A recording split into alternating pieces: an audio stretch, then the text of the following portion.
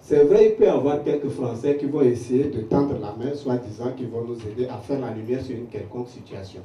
Mais nous ne devons pas oublier que pour un Français, et leurs dirigeants le répètent constamment, il n'y a pas d'amitié entre un Français et un Africain. Il n'y a qu'un jeu d'intérêt. Et le cas de Ibni, quel que soit ce que les Français feront, tant que nous, les Africains, nous n'avons pas décidé de prendre effectivement les choses en main et de nous sacrifier, la vérité ne jaillira jamais. Parce que ceux qui sont même à l'origine de la mort de Ibni sont effectivement les conseillers occultes, les conseillers sombres des présidents français.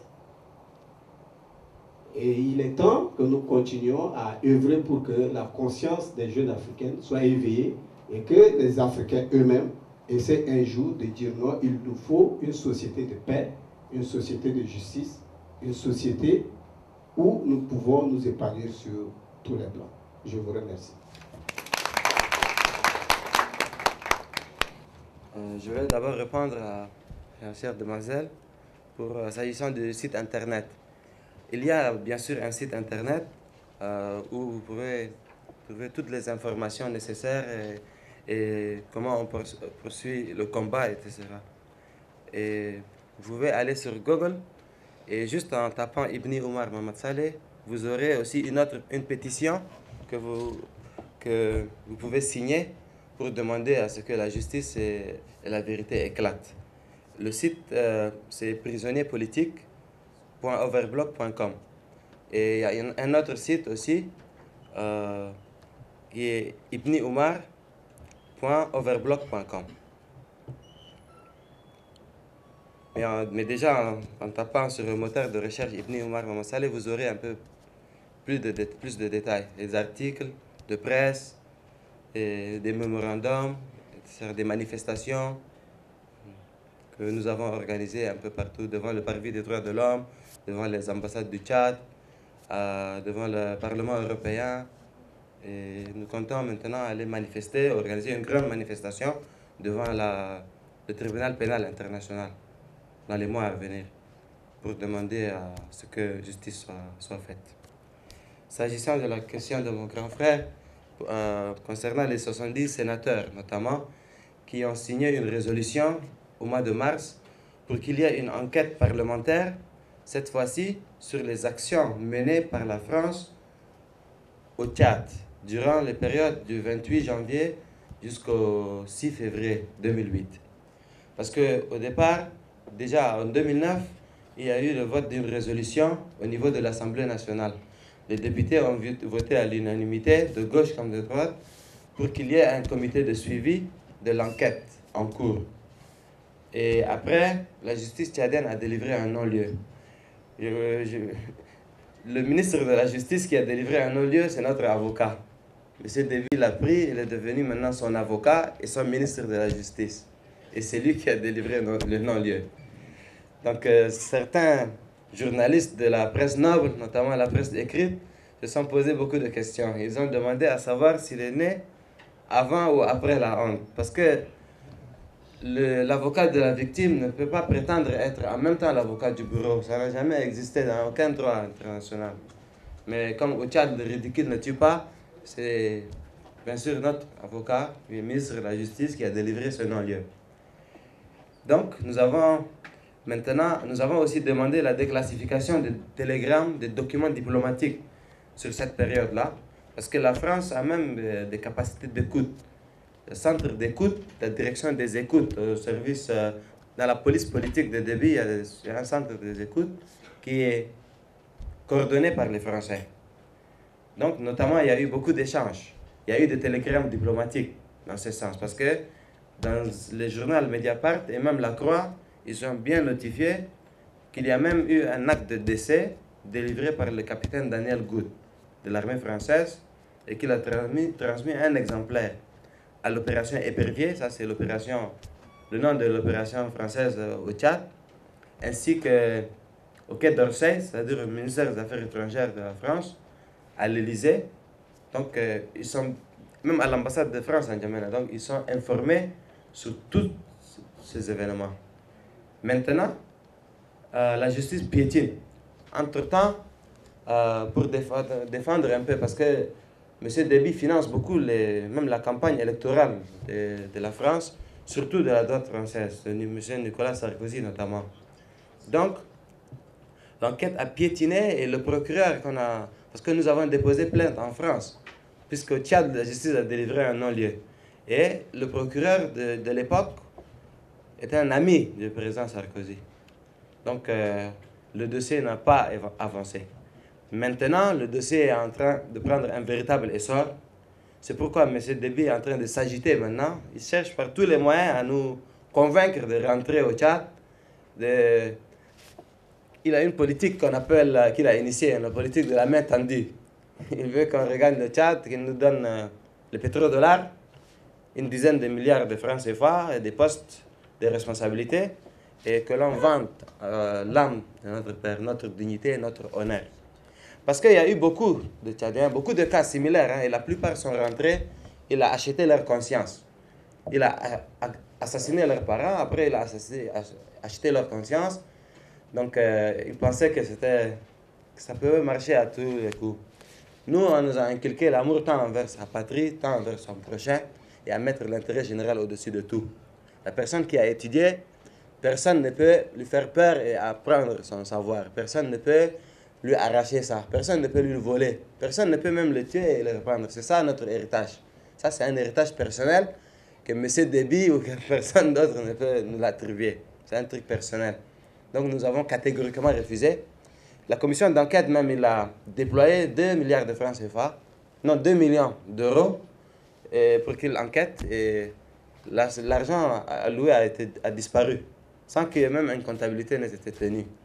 Ils viennent en Paris, ils sont dans les grands hôtels, les grands palaces, et ils demandent à nous rencontrer. Nous avons catégoriquement refusé. Nous avons toujours dit qu'il faut auditionner M. Déby lui-même, qui est responsable de cette énième forfaiture humiliante. Après, même le procureur de la République de N'Djamena s'est déplacé.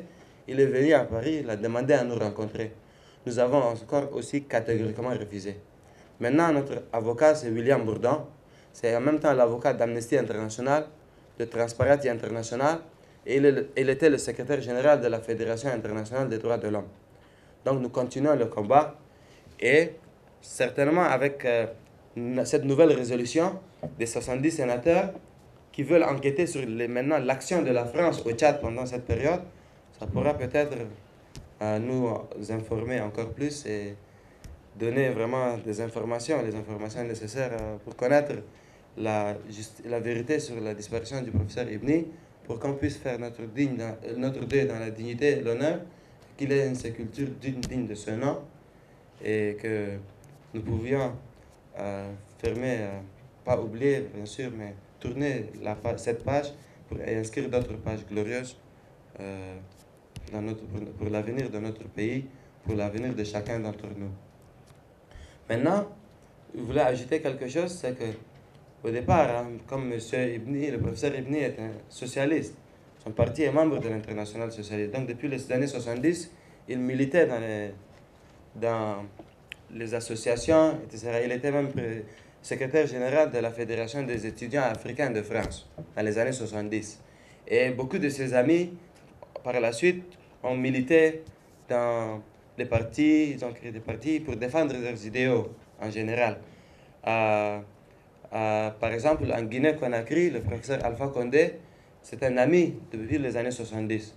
C'est lui qui l'a même poussé à adhérer dans les collectifs étudiants à Orléans pour militer dans les syndicats étudiants, etc. Encore, le président Laurent Gbagbo, qui est un socialiste aussi, John Frundi au Cameroun, du Social Democratic Front, il y a Martin Ziguele en Centrafrique, Mamadou Issoufou au Niger, il y a mon tonton présent ici, Philippe Traogo, et c'est une grande famille, la grande famille socialiste. Ce que nous déplorons maintenant, c'est que, au départ, par exemple, en 2012, pendant les élections présidentielles en France, Déby s'est allié avec M. Sarkozy. Parce qu'il pensait que si... Parce que nous avons un problème en Afrique, un problème psychologique. On pense que notre destin doit être obligatoirement aux mains de la France. Que voilà, si on n'a pas la bénédiction de la France, on ne peut pas changer quelque chose chez nous en Afrique.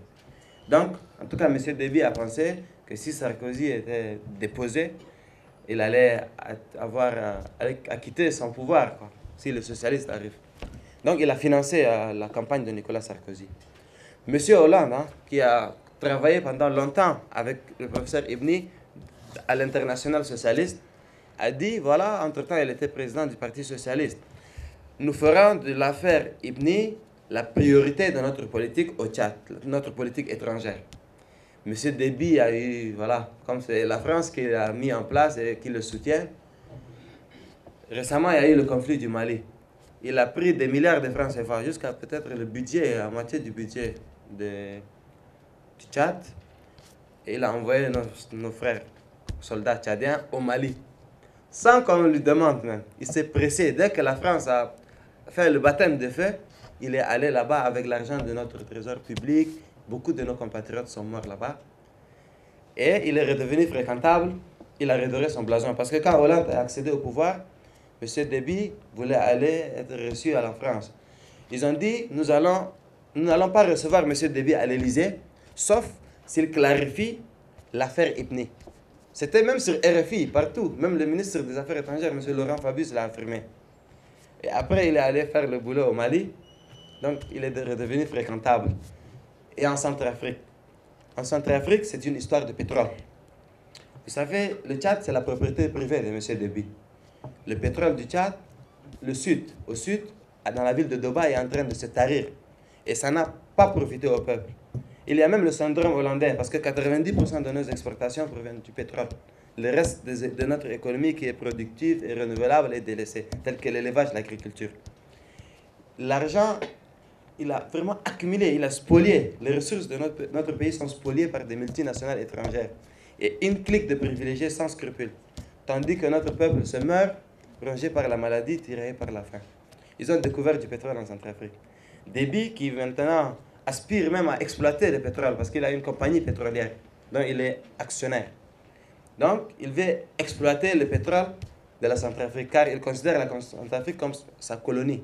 Parce que c'est lui qui a mis en place le président Bozizé, et qui l'a chassé, et qui vient de mettre Djotodia, et qui l'a amené à N'Djamena pour qu'il démissionne. Un président d'un pays démissionne chez lui, pas au Tchad. Il est venu au Tchad pour démissionner. Donc, le pétrole, il voulait l'exploiter en connivence avec le président El-Béchir, le président Bozizé et le président Déby. Tous actionnaires de la société pétrolière, ils vont exploiter le pétrole de l'ouest de la Centrafrique. Ils vont construire un pipeline. Le pipeline sera construit par une autre société soudanaise qui s'appelle Petrolines. C'est elle qui a gagné le marché au Niger pour construire le tronçon Niger, Tchad, Cameroun. Donc, ils veulent construire un pipeline entre la Centrafrique et le relier à Doba. Et puiser les ressources. Il a puisé les ressources de notre pays et maintenant il veut puiser les ressources de la Centrafrique aussi. Et terminer jusqu'au Tchad. Voilà. Donc, M. Déby et M. Bozizé ne se sont pas entendus. M. Bozizé a amené des Sud-Africains, des mercenaires sud-africains pour assurer sa sécurité. Il était en train de former des Centrafricains et des Sud-Africains pour remplacer méthodiquement, de façon méthodique, les forces tchadiennes et avoir plus d'indépendance. Et même pour le pétrole, ils ne se sont pas entendus. Donc, Déby a pris les agents des forces de la Seleka, qui, pour vous dire, sont 70% des Soudanais, des Djandjaouites, de Darfour, 20% des Tchadiens et 10% des Centrafricains. Des gens qui ne parlent même pas le langage des autochtones, les Sango notamment, qui ne connaissent pas Bangui. Ils sont rentrés à Bangui, ils sont allés bombarder l'hôpital national de Bangui, croyant que c'est le palais présidentiel. Vous comprenez? Donc, M. Déby envoie partout nos frères tchadiens mourir pour des causes que l'on ignore.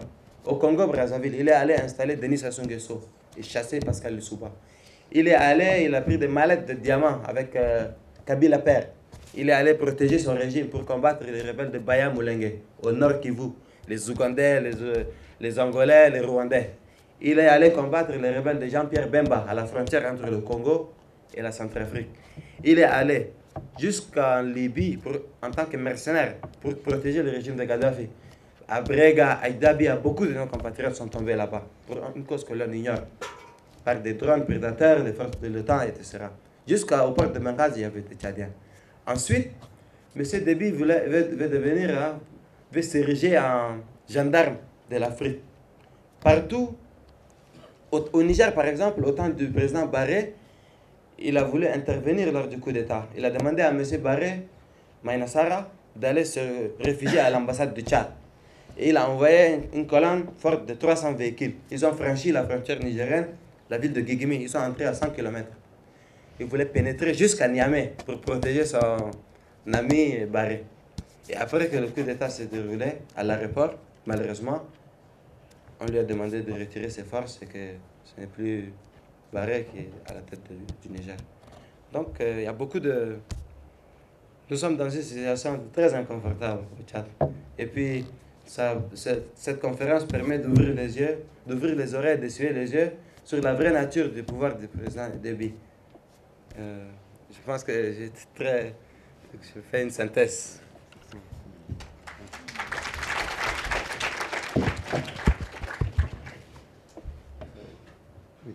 Non, je voulais juste faire une remarque. Vous voyez, dans ce combat-là, les peuples africains, comme le peuple européen, comme le peuple français, il n'y a pas une homogénéité au niveau de chacun de nos pays. Nous avons des collègues français, européens qui sont avec nous, qui sont de tout cœur, qui sont dans le combat au même niveau que nous et qui sont mobilisés, combatifs et participant vraiment à cette lutte-là pour que la lumière soit faite, pour que justice soit rendue vraiment aux choses. Et dès le départ, je sais que, bon, je connais beaucoup de collègues, Marie-Françoise Consteroy et un ensemble de collègues de la Société mathématique de France ont travaillé à ce que la communauté scientifique soit mobilisée, participe à cela et vraiment prenne à cœur cette action. C'est ce qui a amené à formuler le prix IBNI pour, en tant que mathématicien pour les jeunes chercheurs, pour qu'on puisse former des jeunes Africains dans ce contexte-là, pour qu'ils participent vraiment de sauvegarder et de populariser la mémoire et l'action de ce grand homme africain. Je voulais juste...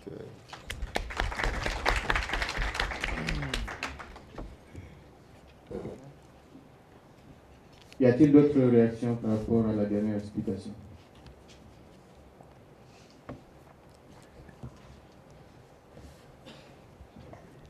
Je vous remercie une fois encore. Mais moi, cette fois-ci, c'est une question que j'aimerais poser à monsieur.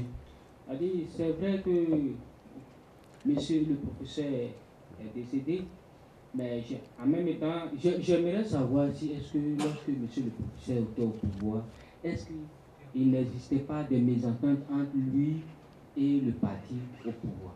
C'est ma question. Parce que ces mésententes aussi peuvent être aussi à la base de son assassinat.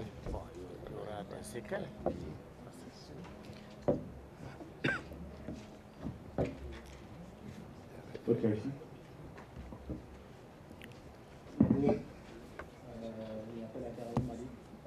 Je m'appelle Abderrahim Malik. C'est juste pour féliciter et encourager M. Ibrahim Mouma dans cette lutte. Il est vraiment triste de voir au XXIe siècle que des intellectuels soient tués pour leurs idéaux. Une triste réalité. Et le combat n'est pas facile. Effectivement, ça peut prendre du temps, mais persévère dans ce sens-là. Je vous remercie.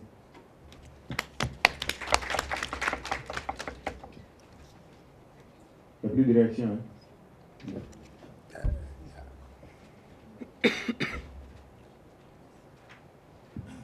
Je voudrais savoir si, et par exemple, vous avez dit tantôt qu'on vous avait apporté le certificat de décès de votre père.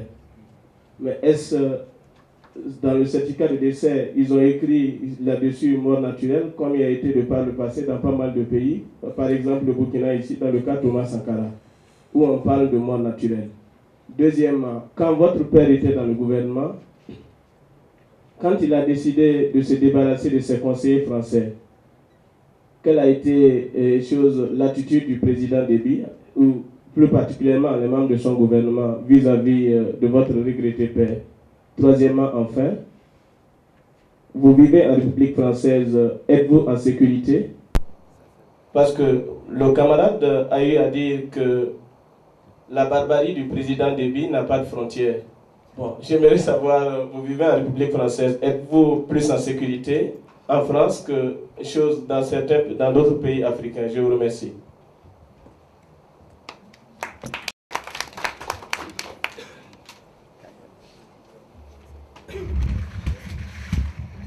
Oui, merci une fois de plus. Nous, Tchadiens, à l'époque où Sarkozy avait perdu les élections, nous avons dit que ça y est, cette histoire de disparition du professeur va être clarifiée parce que avant même on nous parlait de François Hollande. Et maintenant qu'il est arrivé au pouvoir, vraiment, je suis obligé de rejoindre le petit frère qui vient de parler.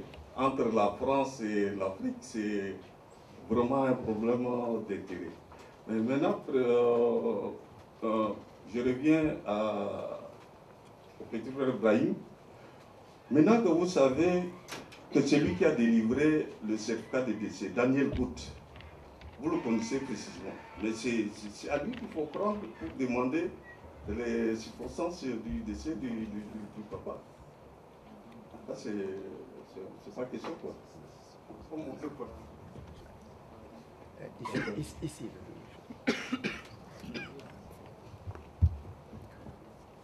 Merci.